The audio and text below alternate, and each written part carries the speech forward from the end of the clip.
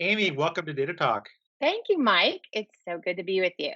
So tell us a little bit about your role at Experian Auto. Oh, sure. I work with our dealer team in marketing and intelligence for our dealer customers and pretty much assist them as they are looking to gather insights on their local market and sort of fit their needs to the data that we can help bring insight to their challenges.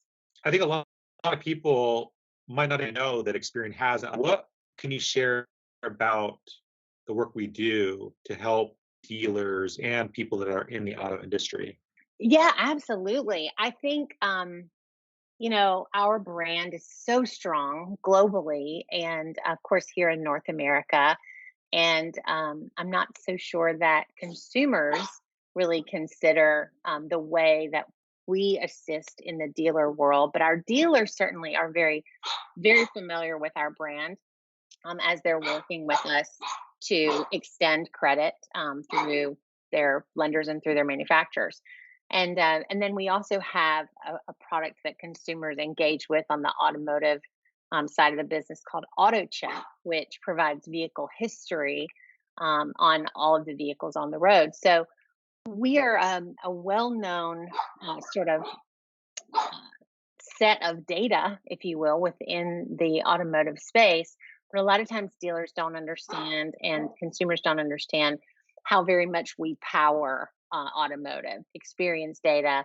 We like to say we have the three things it takes to sell a car: intelligence around the car, the consumer, and credit. And really, that's what powers the automotive industry forward. So it's a great place to be, and we're constantly innovating and looking to empower opportunities not just for our consumers but for our dealers and helping those two come together.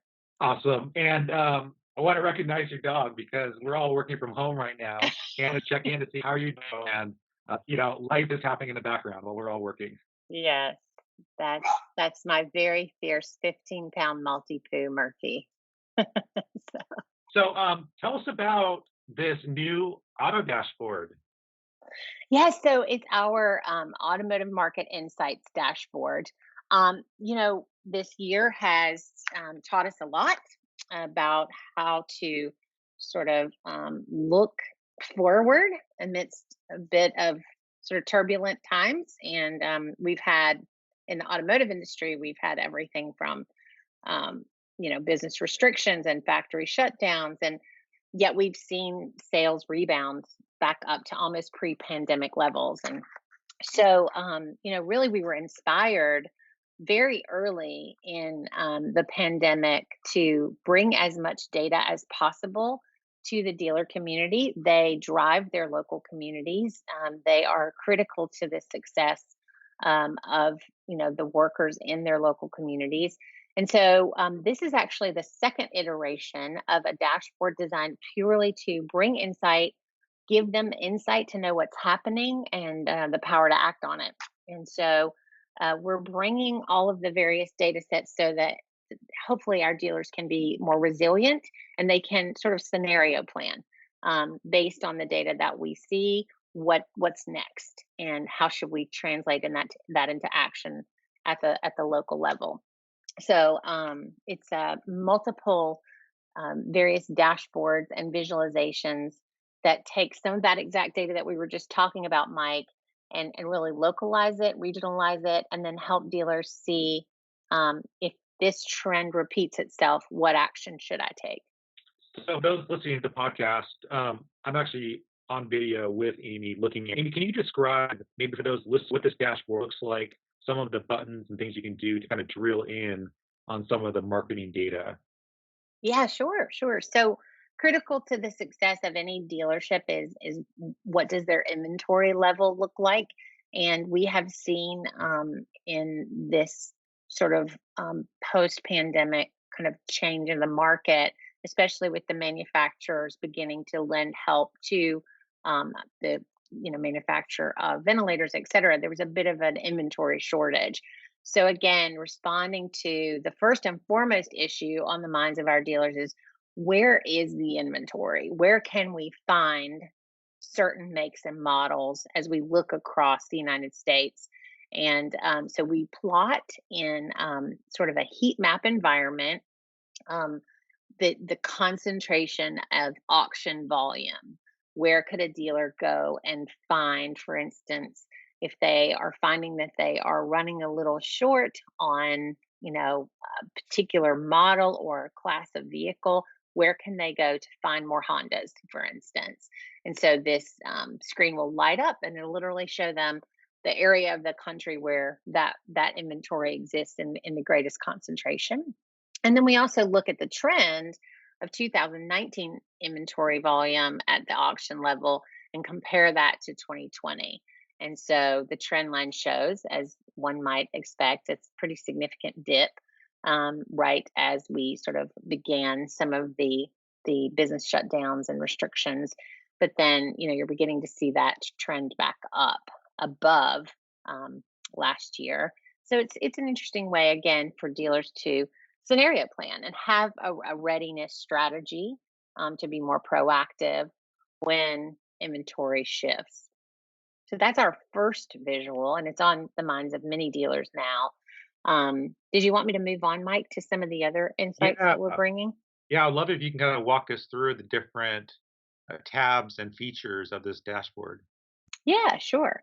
So, beyond that auction volume, what we're also offering our dealers is the ability to, again, create an opportunity plan for the consumers that will be purchasing in the coming months, so that they're sort of looking to um, adjust their incentive packages or cashback programs or lease offerings based on the types of in market propensities that we see. So, again, it's a simple map of the US.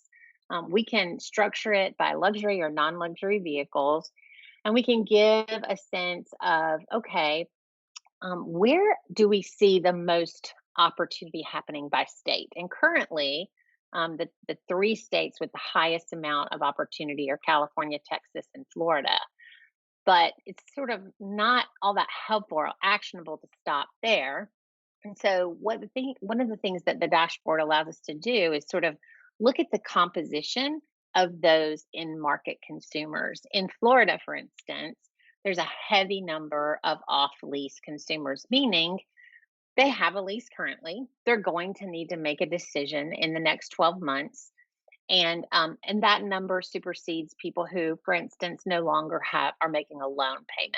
And that means a lot to a local dealer to be able to understand, where should I put my resources, where should I train my people, and most importantly, how should I adjust my advertising. If I only have 10 to 15 to 30 seconds to capture the attention of, in this case in Florida, the 100 and roughly 4,000 households who are going to be making a decision on a new or used vehicle in the next 12 months, what can I say that will help meet them where they are in that purchase journey? And so, digging into that, it changes pretty different. It's pretty different in Texas. In Texas, that off lease number drops down to about 37,000, but there are many consumers, actually 1.6 million, who have equity in their vehicles in Texas. So there would be a different messaging and really go to market strategy for those dealers. In California, obviously, a little bit different there as well. But we're designing the data to really refresh and a monthly basis so that dealers can see, how is this changing, and has this year altered the way that automotive really happens at the state level. And it has in many instances. So it's a simple rollover dashboard bringing that insight. So in California, rivaling Florida, there's about 91,000 consumers who'll be searching as they come out of their lease. And so again, comparing that with the other sort of in market motivations, dealers can make sure that they have the right messaging in place, they have the right offers in place, and they've trained their teams, from their receptionist all the way back to their finance department, to know how to meet those consumers where they are. Taking it sort of a step further and really fitting it to the times, our market trends portion of the dashboard is the piece that is really allowing dealers to use data to sort of get proactive as opposed to reactive. Now we're looking at those new retail vehicle registrations by month, but we're also kind of comparing the registration volume to several economic indicators. So, for instance, you can see there is very, very little lag time between a drop in an interest rate and an uptick in vehicle registrations. If interest rates go down, the automotive industry is going to see a rebound almost immediately. Conversely, unemployment, or especially a peak in unemployment, is going to predate a decline in our registrations by about a month. So this is the type of information that we'd like to bring to the forefront so that dealers have, two clicks and they can access this so they see as our times change, as our economic indicators change, how should I be reacting? Mm, And utilizing the trend of the past year to really help us see that. Another interesting one is housing starts. So if you've got the beginning of a new mortgage, for instance, you almost see an immediate following of vehicle registrations. And I know if I said to my husband, "Oh, we just got in a new home, now I need a new car," he would not take kindly to that suggestion. But it happens. It happens. The data bears it out. And so as you look, across those various economic indicators, gas prices is another that is very critical to the rebound of the industry. And we have other economic indicators here that you can just simply point and click and see the data before your eyes. The consumer price index, consumer sentiment, even the S&P index. And just see as you are debriefing this at the local level with your leaders within your automotive dealership, what could use this information to say, okay, guys, this is what we might should prepare for based on the data. that's so interesting. Amy, as you've been playing around, I'm curious, like, what were some just interesting little things that you've discovered kind of like going through here and looking at different correlations? Yeah, I think what I think I always knew from my days sitting within agencies that serve automotive dealers as well as within dealerships themselves consulting with them. I think I always knew that gas prices were critical, but I don't think I realized that similar to unemployment, they were such a driving factor of the economy as it relates to the automotive industry. And so it's been interesting to watch, that there's a very similar to, the interest rate. There's just very much a dial of our economy that sort of lends to either a decline or a rapid increase. And so something to keep a watch on, of course. And then again, we just covered it, but the housing starts was really interesting to me. Just as a consumer, it didn't seem to always come to mind that if I purchased a new home, I would actually also be looking to purchase a new vehicle. But often the consumer motivations, Mike, are similar, right? We might need a new home because the composition of our household has changed. I know in our home, when we went from what we like to call man to man defense with two children to zone defense with three children under the age of five, it became absolutely critical that I have two things in my life: a playroom, somewhere that I could send my children to safely enjoy themselves away from my home office, and then a third row seat. So when you consider it, really the way kind of Experian does things best is to use this data to look into the motivations of our consumers, whether we're talking about the automotive industry or anything else. And when you look at the way that we respond to the needs as our lifestyles change, as our household composition changes, it makes sense. But at critical mass for the entire industry, never really thought that would be the case. I thought that was more of a focus group of one for me. So it's great to see the data bear out across the entire market so that we can use that to, again, scenario plan and navigate our recovery um, based on the data that's local to our own communities. Yeah, and for those listening to the podcast, I'm looking at this like almost hockey spike hockey stick spike that happens between March 2020 and September 2020 with housing starts skyrocketing and also registrations at the same time. Right. And interest rates, as we've already covered, and I'll just switch that up so you and I can look at that together quickly here, Mike. I mean, interest rates, certainly have fueled a lot of refis and things of that nature, and certainly have fueled, more vehicle registrations. So that drop in interest rate, and then you can see that almost immediate spike or uptick in vehicle registrations. But if you again look at the housing starts, that immediate, like it's they completely line up. So Mhm. it's important to look at that. I would see this taking shape with the dealer groups that we work with, as up on their screen in their conference room. They have weekly sales meetings, if not multiple times a week, where they're looking at how their business is moving. And it's one of the things that I love about the automotive industry, because they are so nimble. So having this, sort of shared among all of the leadership within the dealership, it breeds a sense of resiliency, and that's important for them to share, I think. So it was important for us to bring it to bear in this way, where it's simply free and available to our customers. Yeah, that's super, super interesting. And that's just the third tab. So the next one's financing trends. Yeah, yeah. So, keeping it simple. I mean, obviously, we like to look at new and used car loan rates. And we also like to look at sort of the new vehicle MSRP and how it has trended alongside, other economic indicators, for instance, interest rates or an unemployment, et cetera.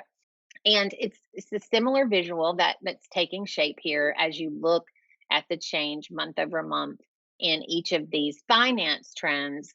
It just begins to inform the leaders of the local economy, what their readiness plan should be, and how they can really meet the consumers where they need to be.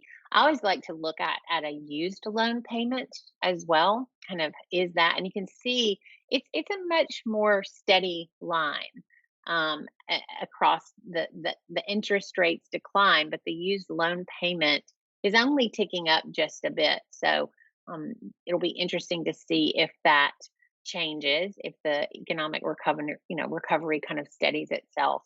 But again, just bringing to bear, those all of those different economic indicators and comparing them with our finance indicators. We have everything from credit score to loan to value ratio. So, again, good conversations when dealers are looking to sort of work alongside their lenders to have confidence in, what their portfolio is going to look like and the type of business that they're going to be able to maintain. And then the next one is actually my favorite, Mike, because I get this question from dealers so often, and it does seem to be a metric that wags the dog in our industry a bit, and that's, what is the new and used credit score? What is the average? And then how does that look where I live? And this map, I think, tells a broader story of our own economic recovery. If you look, I'm going to just toggle our reporting period here up to really kind of the beginning of the pandemic. And you can sort of see, as I'm changing here, it's bringing me all the way through 2019, right there to about February and March of 2020. And then it refreshes. And our you just saw the average credit score for a new vehicle was 716. It just popped up to 720. And if you look at the map, everyone from Montana to Michigan is in the 700s, the high 700s in some instances, where we've got 746 in Minnesota and 745 in Wisconsin. Maine, it appears, is at like 738. And then across the South, really the entire South, you start to see those more in the high 600s, 690s, etc. But it's great to be able to see those changes in really real time as this updates with Yeah. information of new and used credit score and how that plots across the nation. So interesting. And how often is this updated? It's updated monthly, and so you'll see, I believe, actually in the first full week of the month is when we start to see the data from the previous month flowing in. And so it's, going to lend itself to more granular questions, and that's really the intent. Our strategy at Experian for helping dealers is always a hyper local one because they are small businesses and they do really run their businesses off of the 5 to 6 zip codes that surround their geographic location. So you can see here next our offer to anyone who uses this dashboard is look at your custom insights, right? Request them. They're still free, right? We're able to take a pinpoint of a business's location and really tell them more um, about their store. But it gets you thinking and it sets the baseline for what you need to know to sort of build that readiness plan and your sort of an adjustment to your go to market strategy based on the new data that you see each month. And so we highly encourage anyone in the automotive space to really take a look at this and then reach out and say, what I'd really like to understand about Atlanta, Georgia, where I sit, is what's life like in McDonough versus Alpharetta, and so being able to see the changes within the metro are is very valuable too.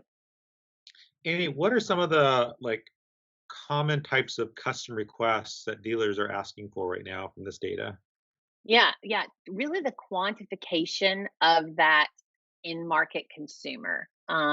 Being able to understand how many consumers near their store are going to be in an urgent buying position of some sort. And it's really fascinating the types of indicators and triggers that really put people in market for a vehicle.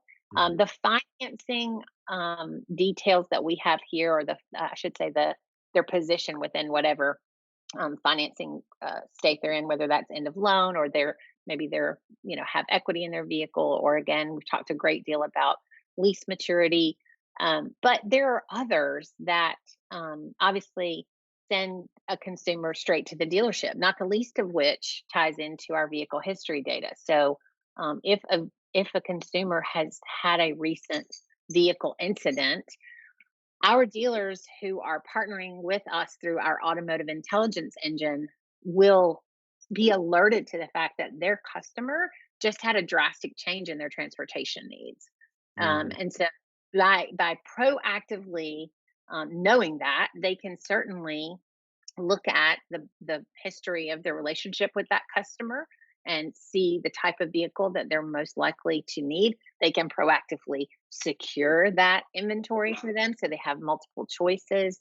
And so, again, it's all about using the data um, to really guide us through the most proactive and the most forward thinking choices that we can make as business owners.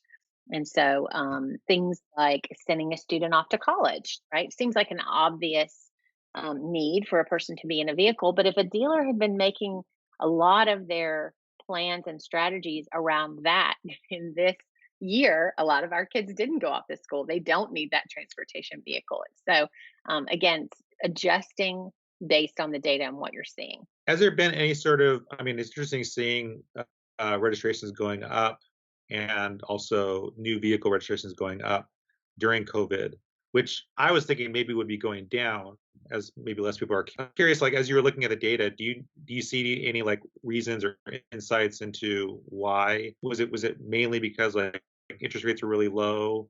I'm just really curious on that trend. It's really interesting. Yeah, so we obviously did see a pretty substantial dip in that registration line in those months immediately following some of the shutdowns of local businesses, and then almost immediately the manufacturers, have adjusted with those, very, very um, enticing uh, packages, if you will, cashback offers, certain low interest rates. And so that those incentive packages, whether it was 0% for however many months, that really helped sort of push back into the registration line, if you will, and you could see that recover. But I also think transportation in general has become that steadying force for consumers. Having that reliable vehicle really seems to be a pillar of our own economic stability. And Yeah. so I do think that you saw, especially in some cases where potentially, unemployment was stalling that registration line.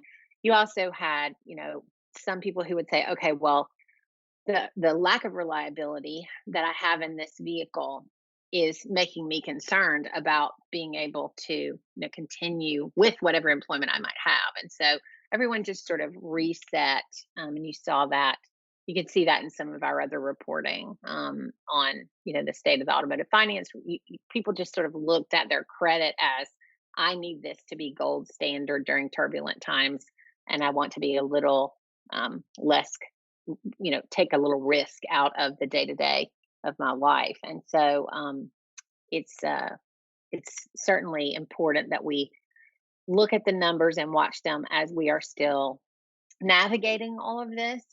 But um, the the trend in registrations does have its obvious mitigating factors, and so those incentive packages that can actually be developed, Mike, at the local level as well. They don't just have to rely on the manufacturers. And so communicating upfront to the consumer that they're going to be, steadied by their ability to have that reliable transportation is one of the, I think, the backbones of what kept the automotive industry in a place of, quick rebound, frankly. That and I, you have to give credit to the dealers who really very quickly responded to touchless, contactless delivery, and really got on quickly with their consumers, just like you and I are now through Zoom, and communicated the benefits. So the entire industry pivoted into a really contactless strategy very easily. And you have to give the dealers credit for that, because that was a pretty drastic shift for them. Well, I love this data visualization, and as you're kind of showing me the different tabs and features and being able to manipulate the data so easily, it's super intuitive. I love the UI. For those that want to start to use this chart, this data visualization tool, how do they get to it?